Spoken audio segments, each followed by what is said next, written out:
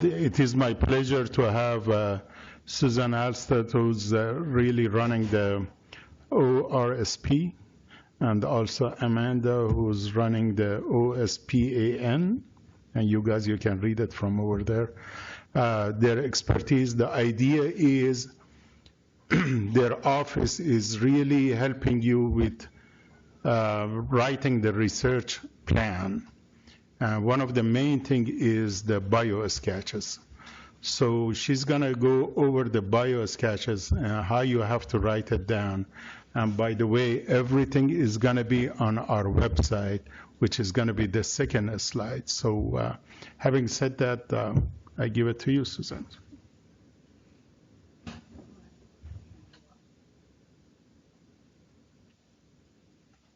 Very much. My name again is Suzanne Allstadt. I'm the Director of the Office of Research and Sponsored Programs. My co-presenter today is Andy Ham. She is a Senior Grants Administrator in ORSP. So we're going to start out today. We're going to cover a couple of other attachments, but the majority of the presentation is going to be about biosketches. And here's your website. So a biosketch, or a biographical sketch, is just what it is, what it says. It highlights what makes each person qualified for a specific role on the project. And what you want to do is make sure you keep your biosketch up to date. It's just like your CV. So you don't ever know what grant opportunity is going to come up. So go ahead and have your biosketch ready, and as each new item comes in that you add, you can just update it.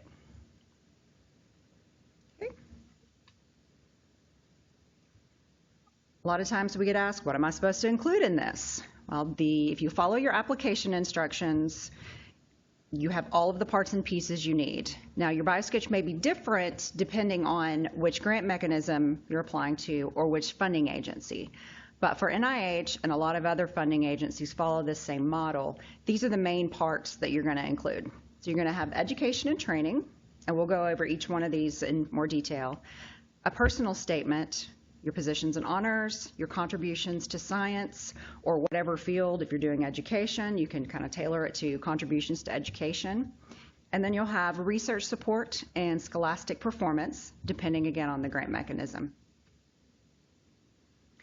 When you're listing your education and training, start with your very first professional education that you got. For most of it's going to be a baccalaureate. For other people, it's going to be something different. You're going to include every degree and every postdoc, residency, or fellowship training that you've had. You follow your method. It's in and the examples are going to be up on the website. So it's just a table for you to fill out.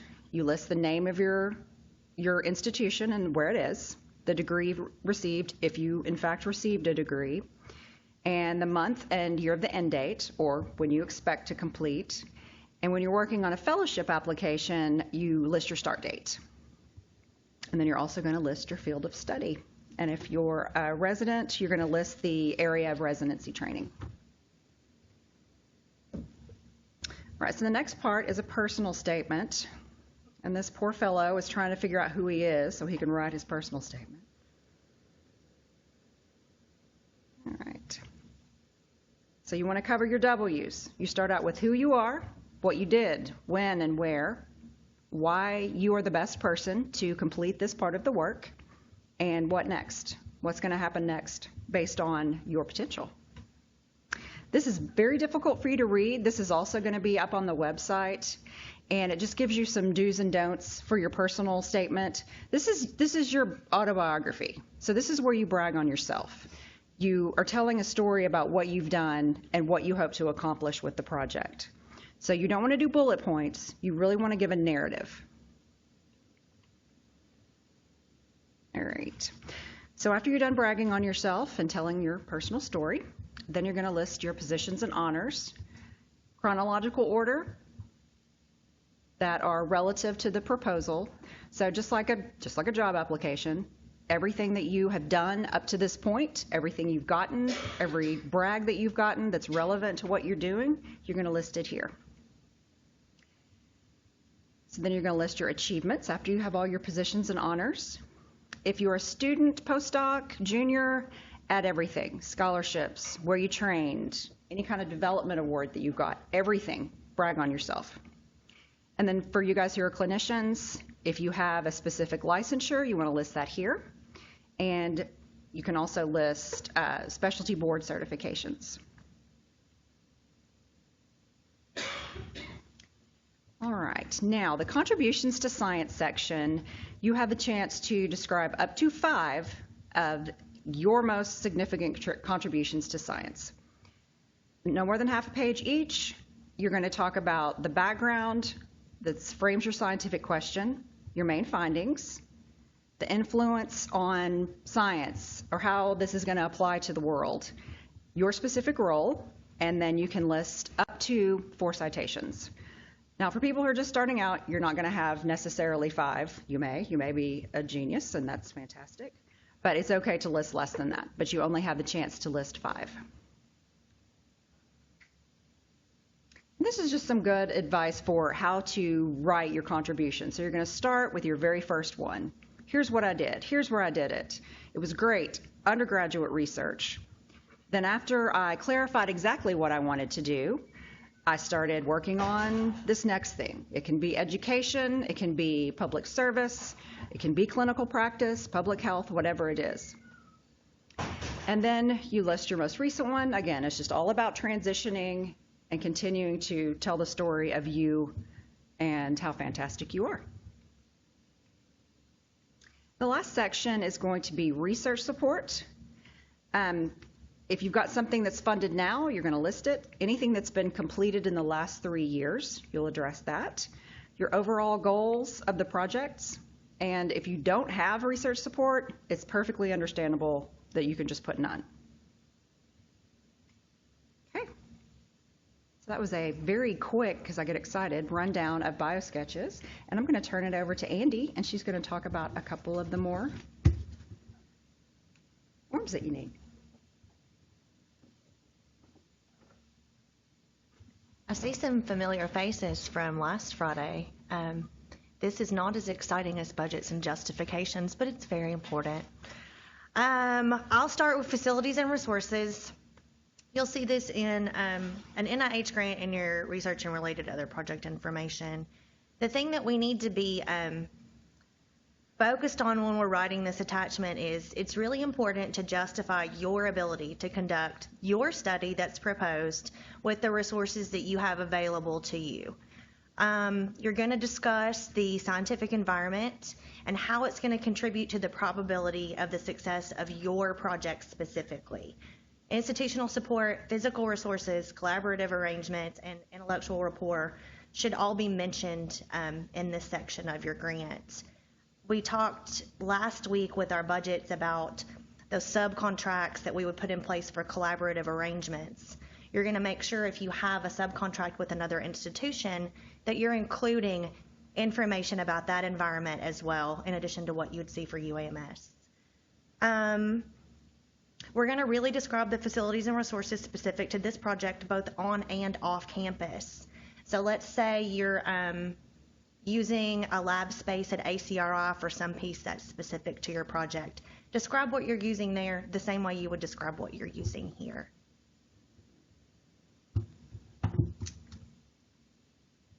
If you're an early stage investigator, make sure that you are also describing the institutional investment in the success of yourself. We've seen this in different ways before. It's always really important to make sure that you're talking about the things that are specific to you as an early stage investigator. Resources, classes for training, travel, collegial support like career enrichment programs, assistance and guidance, supervision of trainees involved in your project, and the availability of organized peer groups. Logistical support such as administrative management and oversight best practices, training, and then we see this one a lot, financial support such as protected time for research with salary support. Most early stage investigators are going to have that protected time. This is a great place to put that so your reviewers can see that you have that nice chunk of time sitting there to do your research.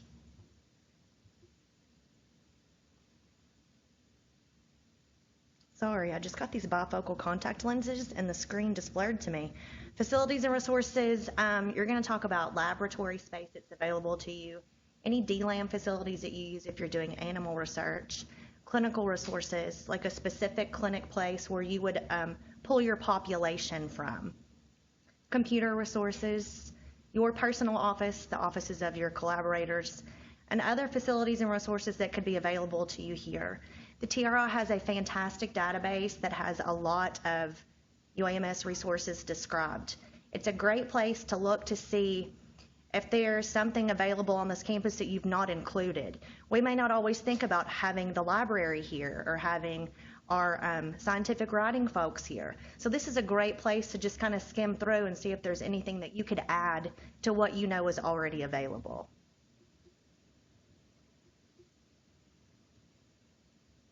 Human subjects and clinical trials information. This is fun.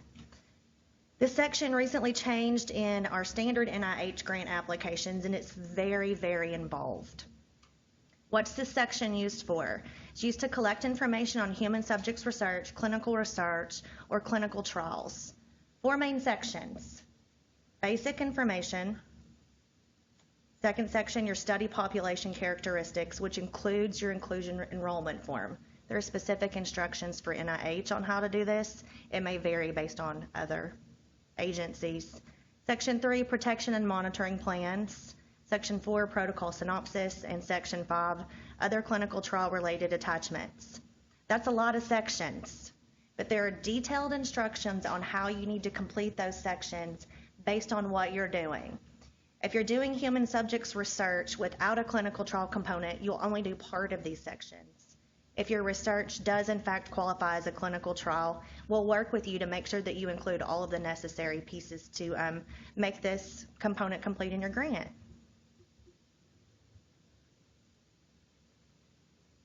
Make sure you read your instructions in your FOA. Like we just talked about, there are very specific details out there, and we're here to help you do that. That was quick. That was very brief. Any question? I think one question I have. Can you send us an example of the facility and resources? We put it on our website. Yes.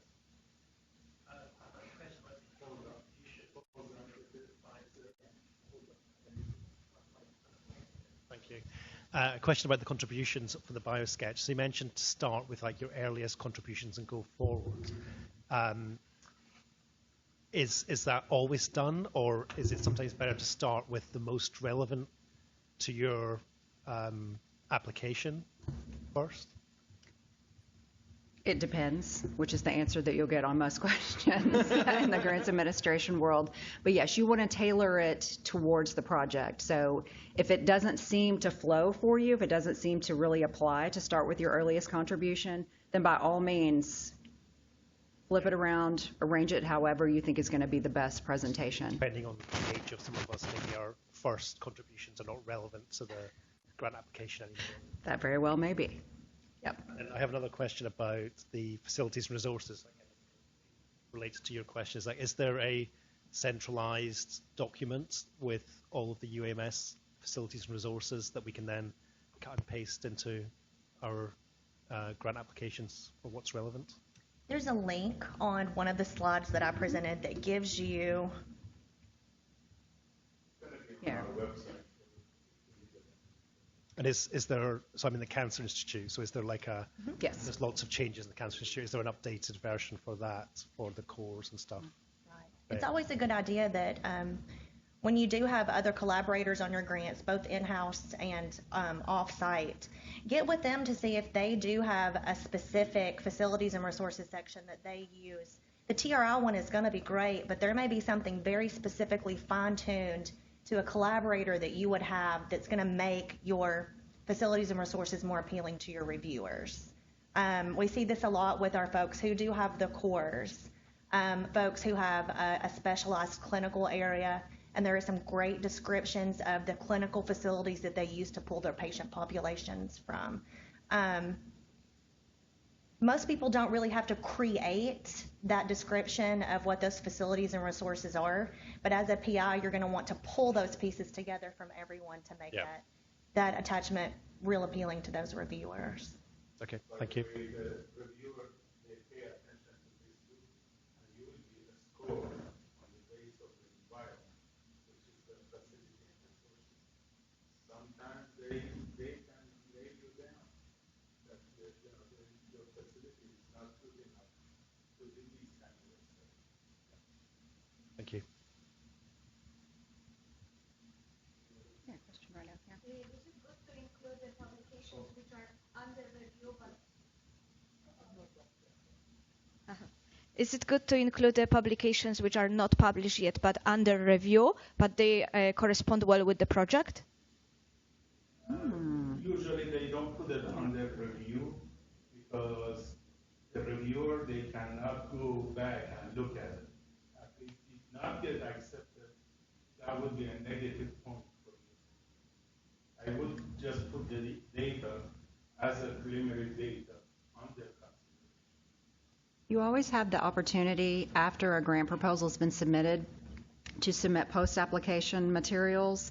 So that's the time when, after your article's been accepted, if it's not at the time you send in your proposal, we send that in and they add it to your portfolio, I guess you'd call it, with the funding agency. We do that all the time. There is a window they will ask you if you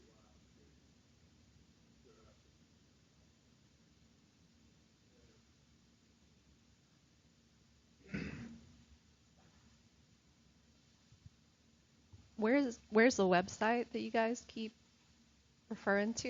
It's on the side. I think if you go to CHP, UNS, CHP. That one right there? All right. The other question I have answering you regarding of the biosketches. You want to look at the relevance to the project that you are applying. The grant. If the grant is on cancer and you have some relevant experience with cancer, I would put it first. So because the reviewer, they read that from very carefully.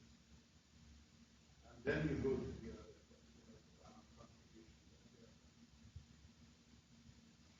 One thing that we talked about last week as well, and we got a few questions on this, we talked in depth about key personnel. Who are those key personnel? What are those roles? For an NIH grant, you're going to provide a biosketch for all of those key personnel. So you really need to think in the big picture. Not only does your biosketch as a PI need to really frame how great you are and what you have available to you, you need to look at those biosketches of the other folks who are going to participate in your grant and make sure that what they've provided you with is project specific. It's not uncommon for there to be shared publications or contributions to science that could be kind of the same because you're in the same field. But if you're in that PI role and your name is going to be on that grant, it's a good idea to really give those biosketches a good look and make sure that they haven't missed something that you think is important and relevant. That this is your chance to give reviewers a personal look at all of those key personnel that they're going to see in this budget. You can really showcase yourself and show them things that they're not going to see specifically in your research strategy.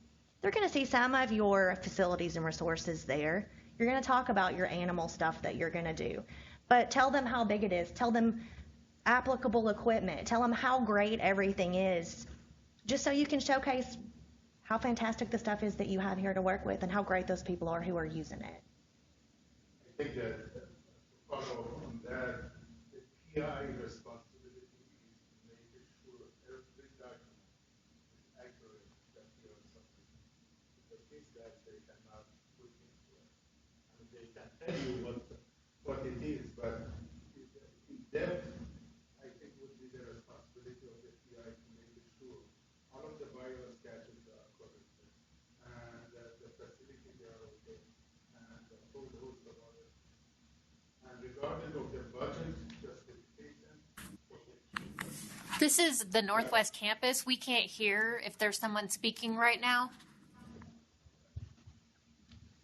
regarding of the personnel, the key personnel in the budget justification, the PI has to make sure, as we discussed it last week, the percent of the effort is exactly what you are going to do for the project. For example, you cannot put a 50% of the effort and the reviewer looking at it and say, well, you know, your contribution or responsibility is not more than 10% of your time. And the other thing is that if you have other support, like the biostatistics, they don't need to be on the key personnel. They can be on other personnel, which doesn't need to have the biosketches and everything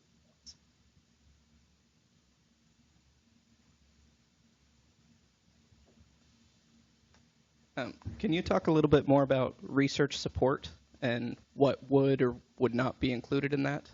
So for example, I'm early stage, and so I'm not a PI on any external grants, but I do have some research support from a center here that I'm not the PI, but I'm helping with a project. Is that something that I would list or not? Yes, yes. So you will list anything, if you have effort on it, it can be extramural, it can be intramural, list everything. So you describe the overall goals of the project and then whatever your specific role is. So if you're, what's your role on the center grant? It would take too long to explain. I'm sort of the GIS guy, so I do whatever they need me to. Okay, then GIS expert is your role on the project, and however, whatever your percent effort is that you're going to be working on it. Okay, so there is. I'm kidding, your percent effort doesn't go on this, but yeah. There is some room for like description of your role, not just title necessarily. Right, not just the machine. I mean, you can describe Okay. a little bit more in depth what you're doing. Thank you.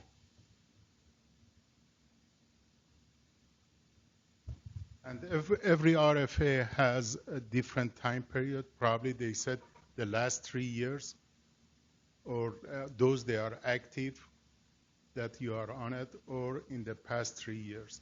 So that's another thing you have to pay attention to. And the other thing on the biosketches, you can explain on the and also in budget justification for personnel that I have a responsibility of 50% teaching and 30% administration or 20% for research. So the reviewer, they know that you have protected time to do this grant.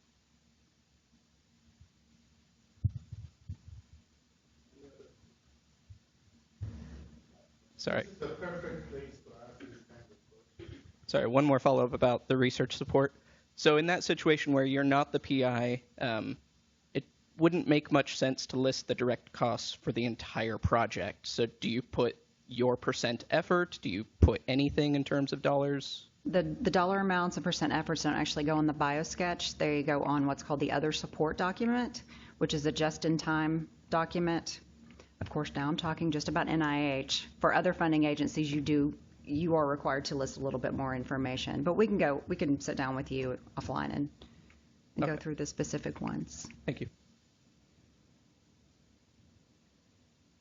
One more thing I do want to talk about on the personal statement. We didn't add this in the slide presentation, but if you've had any gaps in your career, say you took 3 years off to take care of a sick parent, or you had 14 children within that time and you took a break from your academic career, that's the time when you address it. Obviously, you don't want to give too many details, but you can say there was a 3-year break for maternity or paternity leave, however you want to list it. Northwest, do you have any questions?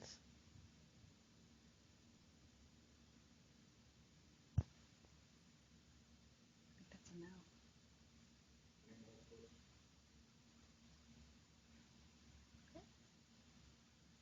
So talk about a little bit about the timeline. They can't hear you in Northwest. Timeline, when a junior faculty thinking about RFA, find it out, what they have to do. I mean, they cannot contact you, a week before. And, what is your time period in order to be efficient and get really a good, this is again about a faculty who has no knowledge of, writing the grant. What's the steps? You want to talk about this, or want me to? We talked about this on Friday, and we'll keep mentioning it because it makes all of our lives much easier. Institutional policy states that your grant needs to be in tracks routing for approval 7 business days prior to your deadline. It needs to be to ORSP and final form 2 business days prior to the deadline. The OSPAN is not part of the OSPAN is the group that's going to put your grant together for you and route the stuff through tracks. They are fantastic at what they do, but they're going to have a longer timeline for you. They're going to need to be allowed time to work with you as the PI to get all of the pieces together. I don't know how far out they ask for information, but you're going to want to contact your OSPAN person the minute you decide you want to apply for a grant so they can come up with the timeline for you. The earlier you start the process with the OSPAN, the easier the process of putting your grant together is going to be. Usually it's 2-3 months probably in advance in order, because all of the deadline for all of the grants are, for example, June 5th. There are going to be probably 50 grants submission. So I think you guys are going to be overwhelmed. We're always overwhelmed. But so step 1, when you find an announcement that you're interested in and you're really considering applying, contact your OSPAN person to get a timeline set up. They'll work with you to put the grant together. We'll work with you to answer any questions, and we'll help you get the grant submitted. Again, the earlier you start, the easier the process will be. And the other thing is, she mentioned OSPAN person. So every college has a designated person that we can contact. For example, College of Medicine, they have 2 or 3 of them. Several. Which department you are coming? CHPs, they have a contact person. College of Pharmacy, they have a contact person. So they cannot serve all of them to the same people in different colleges. So you have to find that out, who's your designated person in your college or department. Also want to add that if you need editing assistance, again, the earlier the better. There is the SciComm group. They used to be called OGSP. Now it's Scientific Communication Group, SciComm. Get on their schedule as early as you can if you're going to need editing work. They're No charge. at no charge. Free. Used to be $80. But yeah, get in touch with them as early as possible. As soon as you decide you want to respond to an RFA, get in touch with them. I think they are going to try to make it as easy as possible for you guys. But you are the one that you are putting the grant together. So. Yeah, you guys have the hard part. You're doing the science. You're doing the meat of the proposal. So we're going to give you as much guidance as we can on these parts and pieces that are truly just administrative. That's it. Thank you very much for having us. Thank you.